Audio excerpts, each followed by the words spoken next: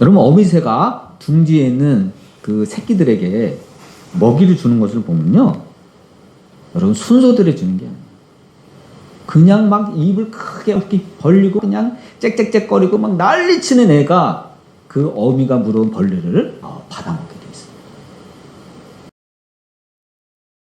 저는 오늘 여러분과 함께 부르짖는 기도가 왜 필요할까? 이런 제목으로 은혜의 말씀을 나누고자 합니다. 여러분, 우리가 읽고 있는 이 신구약 성경 66권은 40여 명의 저자들에 의해서 기록이 됐어요. 근데 그 기록하는 데만 약 1500년에 걸쳐 세월을 지내게 되었습니다. 지금부터 따지자면 성경이 기록된 지는요, 약 3500년경 되는 정말 인류 최고의 베스트셀러예요. 여러분, 성경이 왜 중요하죠? 그러한 오랜 시간 동안, 그 장구한 세월 동안 기록되었음에도 불구하고, 저자들이 그렇게 다양함에도 불구하고 한 가지 통일성이 있다는 거예요. 그게 뭡니까? 하나님의 말씀은, 성경은 우리에게 구원을 주시는 책이라는 겁니다. 그러므로 여러분, 우리가 성경을 읽을 때 이 성경은 내게 살아있는 생명의 말씀으로 우리가 받아들여야만 됩니다. 그럴 때 살아계신 성령께서 역사하셔서 우리가 미처 깨닫지 못하는 하나님의 큰 기적을 맛볼 수가 있는 것입니다. 여러분, 같이 읽은 본문 예레미야서 33장의 말씀은 예레미야 선지자가 활동했을 때의 기록을 담은 거죠. 근데 우리가 이 33장을 보면 예레미야가 지금 어떤 상태에 있습니까? 시위대 뜰에 갇혀 있었다, 이렇게 기록합니다. 당시 상황은 어땠습니까? 예루살렘은 바벨론의 최후 침공을 받기 직전의 시점이었고, 앞서 2차례나 이미 침공을 받았어요. 그럼에도 불구하고 유다 백성들은 아직도 정신을 못 차렸어요. 그래서 그들의 타락한 관습대로 하나님을 배반하고 하나님이 그렇게 싫어하시는 우상을 섬기고 있었습니다. 그렇다면 여러분, 우리는 예레미야가 이 시비들에 갇혔을 때 하나님께서 특별하게 주신 말씀의 의미는 무엇인가 한번 깊이 생각해 봐야 합니다. 첫째로, 하나님은 인간의 형편이나 인간의 처지에 전혀 영향을 받지 않으신다는 겁니다. 하나님은 하나님의 할 일을 그냥 하세요. 여러분, 우리가 이 세상을 살다 보면 나와 하나님과 아무런 관계가 없이 느낄 때가 있죠. 하나님은 나의 형편을 아실까? 내 처지를 아실까? 내 마음을? 하고 이렇게 생각할 때가 있습니다. 맞아요. 하나님은요, 우리가 어떠한 상황에 처했다 할지라도 우리와 상관없이 하나님은 구속되지 않습니다. 하나님은 하나님 일을 하세요. 이것을 아는 것이 우리가 중요합니다.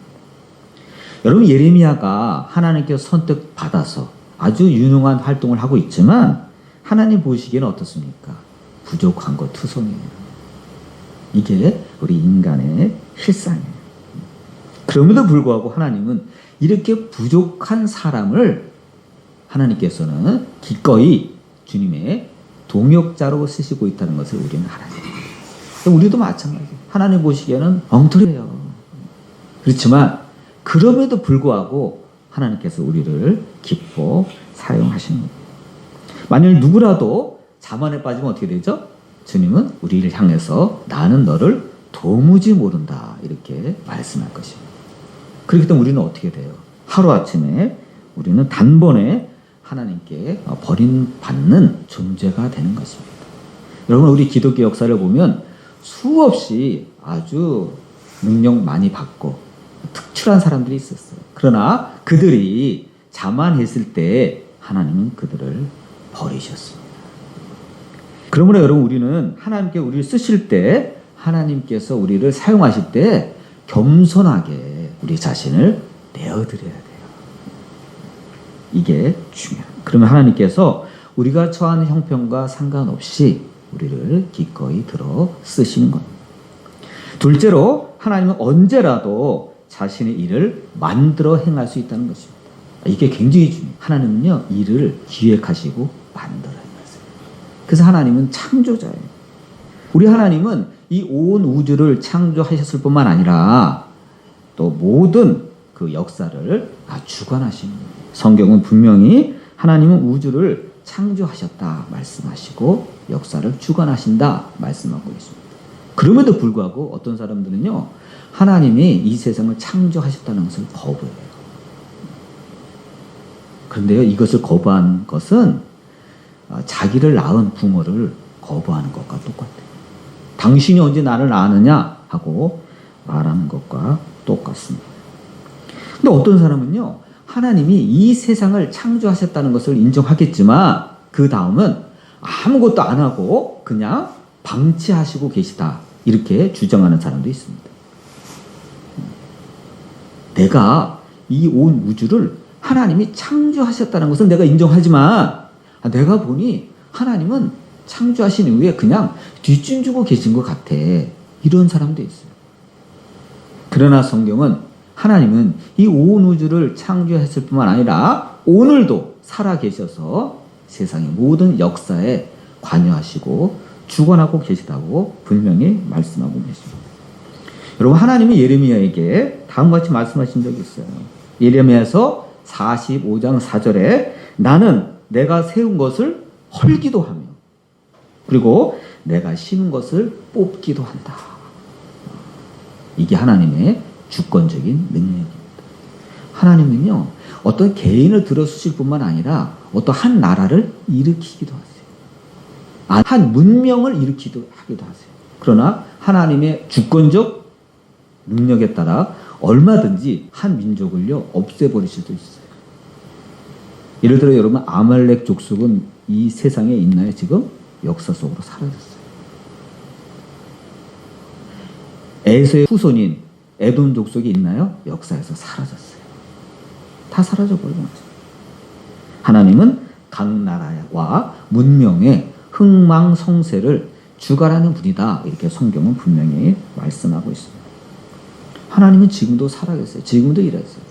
그래서 예수님은 내 아버지께서 일하시니 나도 일한다 말씀하셨어요. 하나님은 일하시는 겁니다. 이걸 우리가 분명히 알아야만 합니다. 세 번째로 하나님께서는 이 중요한 역사를 주관하실 때 우리 믿는 자들과 함께 동역하기를 기뻐하신다는 겁니다. 여러분, 이거 굉장히 중요해요. 여러분, 하나님이 능력이 없어서 같이 하자 하는 게 아니에요. 하나님은 하나님의 그 섭리에 따라 참 부족한 우리들이지만 하나님의 역사에 기꺼이 우리를 동참시키시길 원해요. 그 방법 중에 하나가 뭐죠? 우리의 기도를 받기를 원하신다는 거예요. 하나님은요, 믿는 자들이 부르짖는 기도를 하기를 원하세요. 그걸 보고 응답하시겠다는 거예요. 특히 하나님은 큰 역사를 앞두고는 우리의 간절한 기도를 원하십니다. 우리가 간절히 부르짖는 기도하기를 요구하세요. 왜냐하면 하나님은 우리의 기도를 기꺼이 필요로 하시기 때문에. 여러분 중에 예레미야가 처했던 그 상황은 어떤 상황이죠? 아직 정신 못 차렸죠? 하나님께서 그렇게 돌아오라 함에도 불구하고 바벨론의 침공을 2번이나 받아서 1차로 포로가 끌려갔어요. 또 2차가 포로로 끌려갔어요. 이제 마지막 3차가 남아있어요. 그런데도 불구하고 아직 정신 못 차렸잖아요. 그런데 하나님은 기꺼이, 그럼에도 불구하고 이스라엘을 향한 굉장한 계획을 갖고 있었습니다. 그게 뭐죠? 이같이 자신을 배반한 이스라엘의 죄를 다 용서하시고 장차 포로에서 돌아오게 하고 그 다음에 다윗의 후손인 메시아 예수님을 보내주시겠다는 그런 엄청난 비밀한 그 계획을 갖고 계신 겁니다. 그래서 예레미야에게 부르짖으라 그랬어요. 너는 내게 부르짖으라. 여러분, 여기서 부르짖으라 이렇게 번역된 그 히브리 원어는요, 절규하다 이런 뜻을 갖고 있어요. 엄청나게 있는 힘을 다해요. 간절하고 애타게 부르짖는 것이 절규예요. 속에서 막 끌어오르는 그런 심정으로 기도하는 거예요. 여러분, 우리가 보통 기도하라 할 때 여러분 절규하면서 기도하는 사람이 몇 사람이나 되겠어요? 어떤 사람은 교회에서 막 그렇게 기도하면 아유 저 사람은 주책이야. 그냥 살살 기도하지. 뭐 떠내려가게 기도를 해. 그런 사람이 있어요.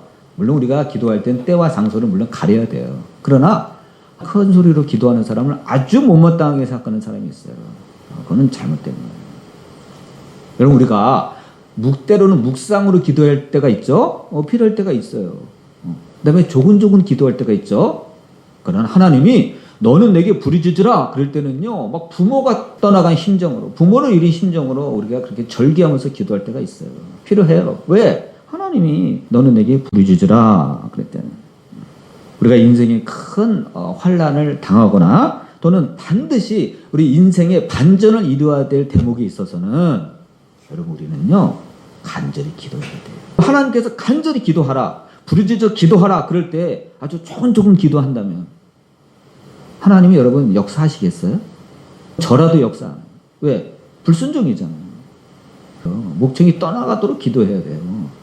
하나님이 약속하셨잖아요. 너는 내게 부르짖으라 내가 내게 응답하겠고. 부르짖어야 응답한다는 거예요. 그리고 하나님이 이렇게 부르짖으라 시킬 때는 엄청난 하나님의 계획이 있어야 되는 거예요.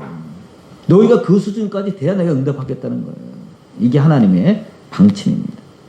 사사기 15장을 보면 천하장사 삼손이 나오죠. 유명한 사람이죠. 그가 블레셋 사람들과 싸우는 장면이 나옵니다. 근데 그 당시 삼손이 가진 무기는요.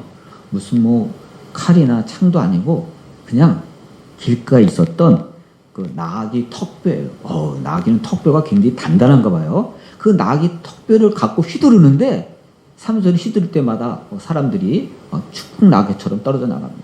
그가 성경을 보니까 무려 1000명을 죽였다 그래요. 굉장하죠. 초인이죠. 우리 같으면 그럴 수도 없고 하다가 지치겠어요. 근데 이 천하장사인 삼손도 한 1000명을 죽이다 보니까 힘이 빠지는 거예요. 힘도 힘이지만 목이 너무 마른 거예요. 목이 너무 마르니까 갈증이 나서 죽을 지경이에요. 막 정신이 막 혼미. 하나님께 그가 부르짖습니다. 주여 목말라 죽겠나이다. 목이 타서 견딜 수가 없습니다. 주여 정신이 혼미합니다. 성경을 보면 그가 간절히 하나님께 부르짖을 때 다시 말하면 절규할 때에 하나님이 그 삼손 옆에 우묵한 곳에서 갑자기 샘물이 터졌다 그랬어요. 그래서 삼손이 허겁지겁 가서 그 물을 마시고 싸움을 승리로 이끌었다 하는 기록이 있습니다. 삼손은 그 샘물을 부르짖는 자의 샘이라 이렇게 명명을 했습니다. 이처럼 우리가 하나님께서 부르짖으라 할 때 부르짖으면 마른 땅에서 갑자기 생각하지도 못한 샘물이 펑펑 쏟아져 나와요. 여러분 삼손이 기도하기 전에는 그곳에 샘물이 터질 줄 몰랐어요. 그렇다면 여러분 하나님께서 예레미야에게 너는 내게 부르짖으라 하신 이유는 뭐죠? 우리가 이 성경을 읽다 보면 이거는 나랑은 상관이 없어. 이거는 예레미야에게 하신 말씀이야. 라고만 한다면 우리는요 이 예레미야서를 성경에서 뜯어내요. 철거시켜야 돼요. 근데 지금 성경이 그대로 들어있잖아요. 왜죠? 그것이 예레미야에게만 해당되는 말씀이 아니라 이 말씀을 읽는 우리에게도 해당된다는 말씀입니다. 그러므로 하나님의 말씀은 그 시대에만 속한 말씀이 아니라 그것을 읽는 모든 사람에게 시대를 초월해서 주어지는 말씀이라는 겁니다. 이게 성경의 초월성입니다. 그래서 성경이 여러분 비록 3,500여 년 된 책이지만 베스트셀러랍니다. 오늘날 수많은 베스트셀러가 와 하고 막 붐이 일어났다가 바람처럼 사라집니다. 마치 유행가처럼 바람처럼 사라져요. 그런 거 많잖아요. 뭐 몇십만 부가 팔렸어. 아니면 몇백만 부가 팔렸어. 대단하죠. 그러나 그 책이 영원한 베스트셀러입니까? 아니에요. 세월이 지나면 유행가처럼 사라져버려요. 그런 책이 있었어? 여러분 성경은 그렇지 않습니다. 성경은 예수님이 오실 때까지 살아남아 있을 것입니다. 그렇다면 오늘날의 예레미야는 누굽니까? 바로 우리예요. 바로 나예요. 다른 사람들은 죄악 가운데 영적으로 잠들어 있어도 깨어있는 너희는 먼저 나를 찾으라 이렇게 말씀하는 거예요. 나를 찾고 기도하라는 거예요. 부르짖고 기도하라는 거예요. 여러분, 하나님께서는 일찍이 광야 이스라엘 백성에게 뭐라 그랬죠?